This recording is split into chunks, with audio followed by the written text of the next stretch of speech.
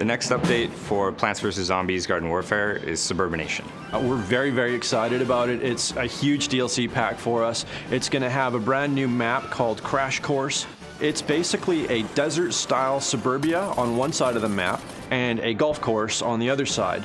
But to make things interesting, the zombies decided to crash land their Zomboss blimp right in the middle of the map. It's got a nice bridge directly in the middle, which players have to cross, and we actually have the capture point underneath the bridge. And there's sniper points on either side of the bridge and valley that are great for range players to take down.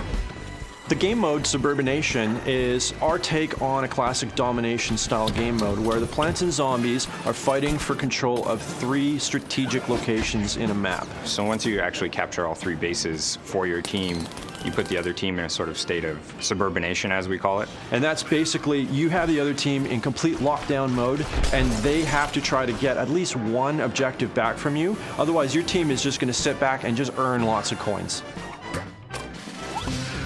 Our community is fantastic. They've been super supportive and vocal, and we were thinking of ways to include them in the design process more.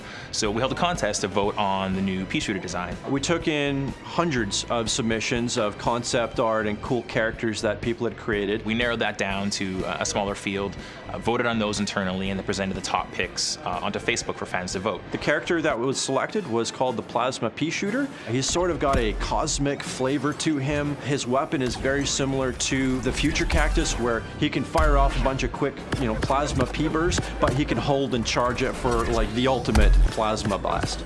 It's also going to have a bunch of new enhancements to garden ops. One of the bosses in Suburbination DLC is Baron von Bats. We're very excited about this character. He is basically a Victorian-era vampire. And he can sort of like dodge around and warp and disappear and come out of nowhere. He can also summon little zombie minions that fight for him. So you mix all of that together, and we think we've got this really crazy new boss that we think everybody's just going to love playing against. In addition to that, literally somewhere in the world there is a treasure yeti, and he's got tons of treasure. And every time you shoot him, treasure's going to come flying out of his sack. All the teammates are basically going to be chasing this guy all the way around the map. Meanwhile, their garden is, being attacked by zombies. So they got to kind of balance out how greedy are you going to get chasing this guy versus how much do you want to play the team game and try to protect your garden.